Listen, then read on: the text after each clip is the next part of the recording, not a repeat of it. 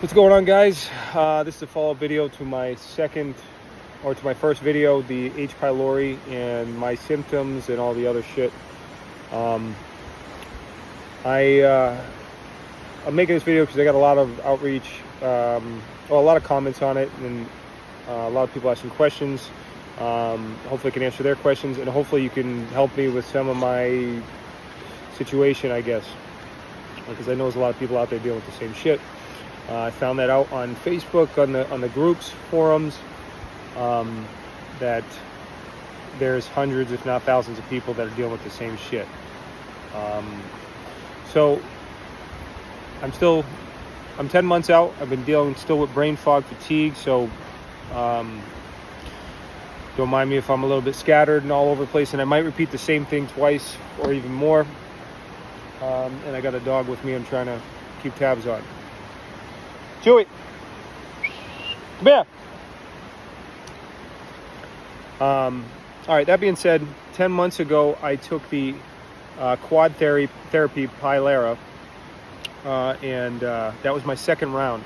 If you watch my first round, then you'll know, or my first video, you'll see what I did for the first round of antibiotics. Some symptoms that I've been dealing with caused by all of this, antibiotics included.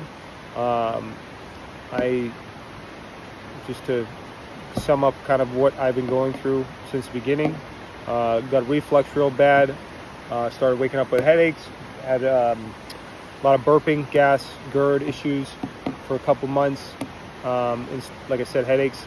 And then I went to a doctor. They tested me for H. pylori, came back positive, took antibiotics. My headaches turned into waking up gasping, choking, and then inevitably sleep apnea, which I believe was caused by something in the gut. You see, I'm not some obese guy. I've never had breathing issues until I got H. pylori. That was a big part of my last video. Kind of lost my mind during that shit. Still do. I never used a CPAP before, and then like I said in the last video, I went to Peru, went to the Amazon, did some ayahuasca, ate a healthy diet, pretty clean for 3 or 4 months. About 2 months, and came back 2 weeks later, and after 2 weeks of taking prebiotics and probiotics, and going to work again, and eating clean and healthy on the ayahuasca diet, something you have to look up. I was 95% healed and better. Now, mind you, I thought I had COVID or long COVID, and that's what all my symptoms were. That's what I thought I was dealing with. I never found the Facebook forums or any of that stuff, so I couldn't put symptoms together. I was just guessing off the top of my head for 2 years. Chewy! Sorry about that. I found the forums. That kind of led me to one person, my buddy Richard. He kind of pointed things out to me. We keep in touch daily still for the past year. He kind of, I heard his story. I'm like, holy shit, this sounds like something I'm going through. And I put it together. It was H. pylori. But I came back. I got better after 2 weeks. And for 2 months, I was good. So I got cocky. I thought that long COVID, what I thought I had was in the rearview mirror. So I'm like, all right, I'm good. I started going back to my old habits and routines of drinking, Monster Energy drink in the morning, occasionally fast food, KFC, no McDonald's or any of that shit, but not often, but I did. I started slipping up. It was summertime, started going to cookouts. Yeah, but started going to cookouts, and lo and behold, I started getting some anxiety that I had when I had H. pylori, when I first got it, like this really shitty feeling. And then I started having reflux, and then I started waking up with gasping. I didn't sleep. I had no problem sleeping when I came back from Peru. I was sleeping good. Then I started waking up with headaches, and I started waking up with reflux, and I'm like, what the hell's going on? And I was fatigued and stuff again. And I went to the doctor, my gastro. He said did an endoscopy, and I have H. pylori again. I'm like, you gotta be fucking kidding me. So I ended up doing that, and once he found H. pylori, he's like, we're gonna do quad therapy this time. I'm like, okay, whatever. It's obvious that once the H. pylori came back, my sleep apnea came back, my reflux came back, and my fatigue, all my symptoms, the brain fog, everything. So I was like, all right, well, I figured out what it is. It's only going to be a little while, and I'll be better now. So I took the quad therapy. My sleep got way worse. My fatigue got way worse. My motivation down the tubes. All my family. I mean, I became depressed at some points. Like, it was really, really bad. I still do here and there when I have an 11-year-old daughter. My girlfriend. I have her kids, her 2 daughters, and her. So trying to be a family, and having this unbelievable fatigue and this brain fog where you can't do math. I'm calling cars different names. I'm calling people by their different names all the time. It's really trying. It's difficult, and it's put a lot of pressure on my girlfriend, and it's hard. It's hard for her to see me go through this, and it's hard for me to go through this and be available and be dad or be the boyfriend or caretaker or do anything. Chewy, come here, bud. So yeah, it was difficult. So all that stuff came back 10 months. That was 10 months ago. I took the quad therapy, and then all my symptoms came back and got way worse after taking antibiotics. And then I went through and I did a Genova stool test that showed level 10 in dysbiosis and a level 6 in infection. Showed candida, showed high levels of candida, high levels of, I forget the other one, streptococcus, I think it was, and the other one was my Akkermansia was very low, which is your healing bacteria, if I'm not mistaken. It's a good bacteria to have, but I mean, obviously everything in balance. So that was what the Genova test said, and then I'm not even sure if I mentioned that in the last video about where I was at and what timeline was. It's one of the perks of this. Every day's a new day. It's like Groundhog's Day. You don't remember a damn thing. So I ended up doing the Genova, and then he had me take a bunch of supplements, micro antifungals, like natural stuff, like oregano oil, all these black seed, walnut, and all these other things.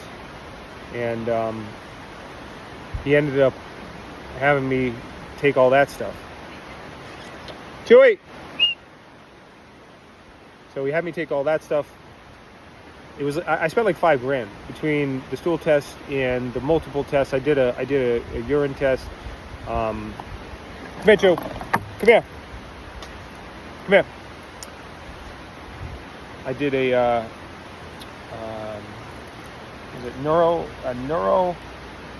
some sort of neuro urine test. I forget what it was for. It was for like your dopamine levels and your epinephrine. See what was going on up there.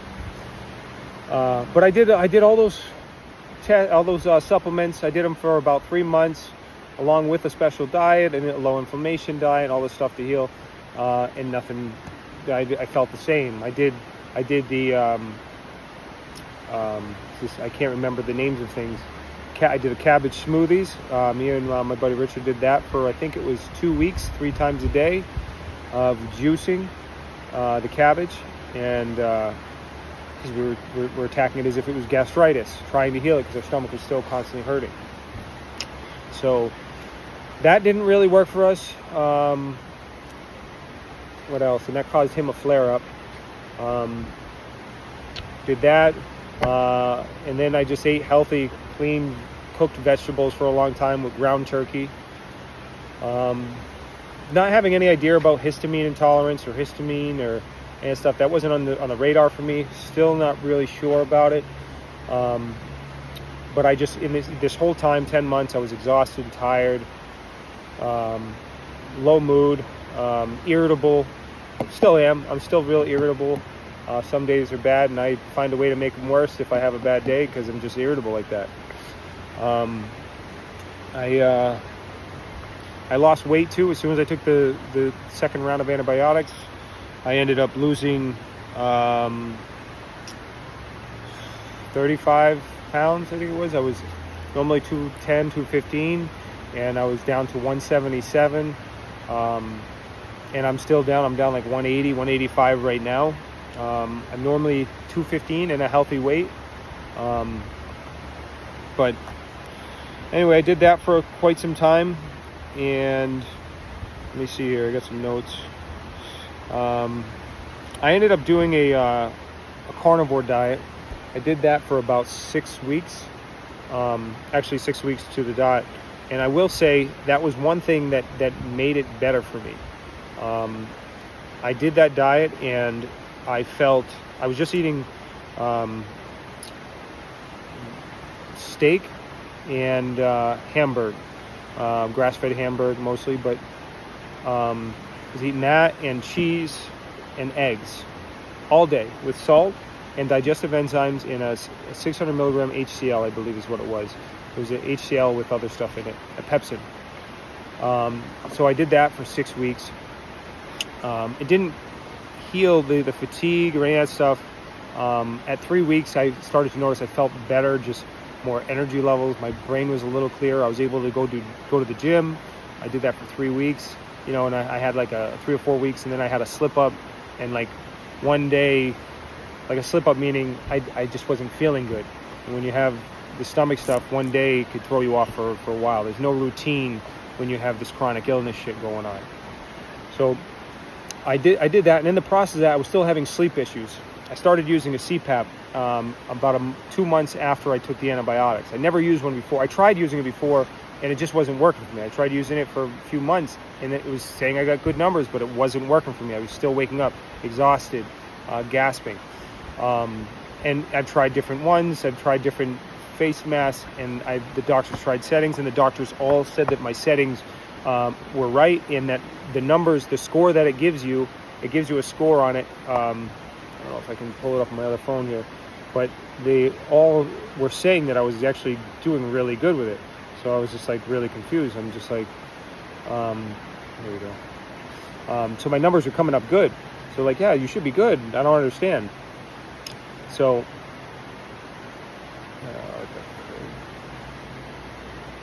so they were saying my numbers are good, and they're like, oh, well, maybe it's depression. Maybe it's this. I'm like, no, I've been depressed. I know what depression is. I've had bad days. I've had bad weeks, months. Everyone's been through a hard time, lose somebody or something. So I just wanted to figure it out. But doctors really aren't helpful with this shit. They go to school for this one thing, and they're learning and taught by, I don't know. I'm not smarter than a doctor. I'm not saying that, and this isn't advice. But I don't fucking trust doctors. That's my personal opinion. 90% of the ones that I've seen, I do not fucking trust. I do not. I think that they don't give a fuck, to be honest. I think they're so prideful in what they're doing that they're just stuck on what they know, and they don't like to look outside of their view. So any of the doctors that I've seen, I just want to say fuck you. Like, you just haven't been helpful. That being said, they said, oh, maybe it's depression. And they didn't want to hear me say, like, hey, I'm calmly telling you, hey, I'm not depressed. Something else is going on here. Something else is at work. This feels more sinister. It feels like something isn't right. And I know what depression is. It's like, oh, well, I don't know. Your numbers are good. Maybe it's in, like he smiled at me. So it pissed me off, rubbed me the wrong way. Like, so, look at you. So, I gave him the benefit of the doubt. I'm like, all right, fuck it. I'll try some therapy for depression. Now, I speak to a psychologist and have for years. So I'm well aware what it is, and I know that's not what I'm dealing with. I ended up trying ketamine therapy. Did that for I think like 7 weeks, 6-7 weeks. Cool time, very trippy, but and I could tell it just took off the edge a little bit of things, but everything was still there. Still waking up fatigued, tired, everything else. There was no remission from that at all.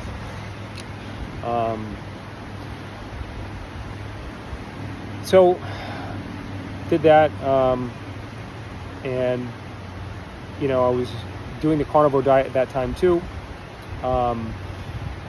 Continued that for 6 weeks, and after the ketamine didn't work, I'm like, something else going on. Maybe my sleep is just that bad. So I found the world's leading doctor on reflux.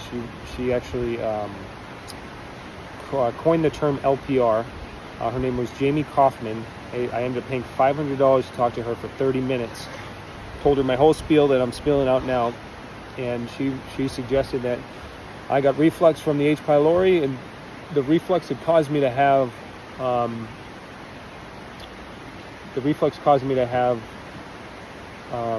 like silent sleep apnea from the reflux, from choking in my sleep.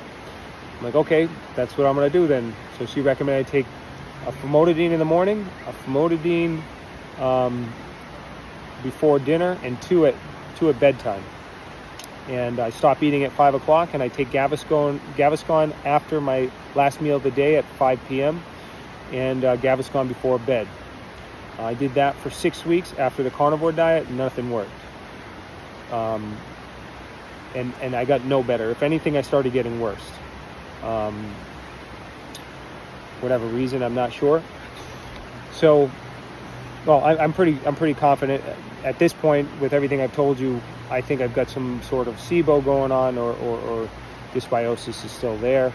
Seeing I had a level 10, it might have been hard to get rid of, but I ended up, going on another Facebook forum on the group on SIBO, and I found a lot of people with the same stories and a lot more similar stories, starting with H. pylori, going to antibiotics, and then ending up with this burping gas. I don't have bloating. I get gas every now and then.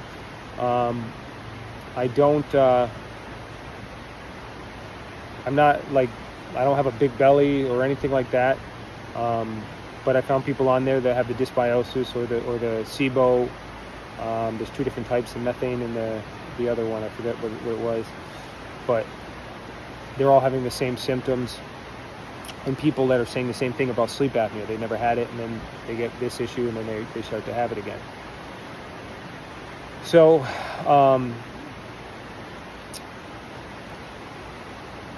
what was I? That's the brain fog again, every fucking time. So, I found the forums. I recently have been joining those. Carnivore diet, sleep, daily fatigue, sugar night. Oh, and while I found the SIBO group page, I tried something the other day. Actually, I didn't do it on purpose, but I paid attention to it afterwards, and I thought of it. So, I made a smoothie the other day, which is a protocol from my second naturopath doctor, which I'll explain in a second. I had a smoothie, which is part of the diet. It was almond milk, some egg white protein, no sugar, like commercial sugar, I guess, and blueberries and raspberries, and for whatever reason, I've been craving sweets kind of a little bit, so I ended up put some coconut sugar in it and honey. 2 tablespoons of honey and maybe a half tablespoon of coconut sugar. And I woke up feeling so fucking miserable when I went to bed that night. And simultaneously, I got, like I said, the CPAP machine gives you a reading of how many times you stopped breathing in the middle of the night. Mine that time said 0.9. That was like the best that I've had. Like, the less you stop breathing at night, the better. And a normal person stops breathing at like 5 times a night. Stopping breathing is like 10 seconds or more. And a normal person does it 5 times an hour. So I got 0.9, which is good. That's better than I've gotten in months. And I woke up feeling the absolute worst. So next morning I wrote that all down, kept track of it. I've also been, keeping track of most of the shit that I've been doing for the past year and a half, 2 years, 3 years, whatever it's been, just to kind of, have a log of what's working, what's not. But I'm still at point A. I haven't really got too far. So I want to say something else too. I did rifaximin. I did try that in, when was that? I want to say before the carnivore diet. So in April, and that would have been 1, 2, 3, 4, 5, 6, about 6 months after my quad therapy. And I seen no relief, nothing changed for me. And then I did carnivore diet with the digestive enzymes and HCl, and I felt better. As of right now, I'm doing a naturopath / functional dietitian protocol. She's got me taking DGL before every meal. I'm taking Matula tea in the morning and at night, and then I'm also taking wormwood before bed, 2 tablets of wormwood before bed. Not sure what any of that's doing. I've taken DGL multiple times in the past, taken mastic gum in the past. I've taken that natural supplement, the natural protocol before. After I did quad therapy was a bunch of oregano oil extract and a bunch of like berberine and all these other supplements. I can't even tell you. I got boxes full of them. $5,000 worth of stuff from that natural supplement. So I ended up doing the DGL, what the hell is it? Matula. I'm doing the Matula tea now. I'm about 2 weeks in. I don't see anything drastically changing. I have a GI map that I will do at the end of the Matula tea. I'm still in the middle of the protocol. I got to talk to her tomorrow for our second meeting. My new naturopath. So hopefully she'll have something new for me. I haven't had much stomach pains on this simple diet. Right now I eat a lot of grass-fed beef. That's really all I eat. Asparagus. I was eating a lot of sweet potatoes, but I'm kind of laying off those.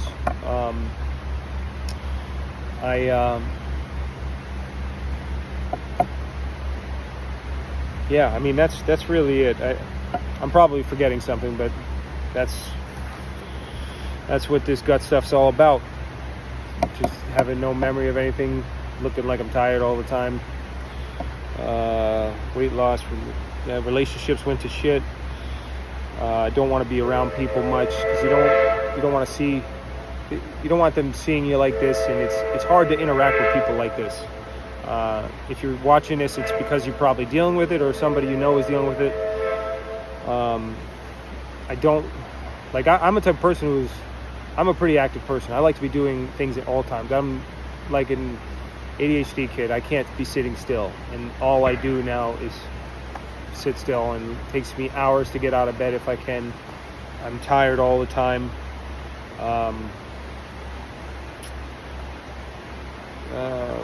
Shit. Vaccinated, functional recommended Mediterranean.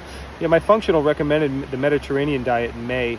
Tried it for a while, and then I went over to that other diet, that the alkaline diet that Dr. Jamie Kaufman had me do. That was one with the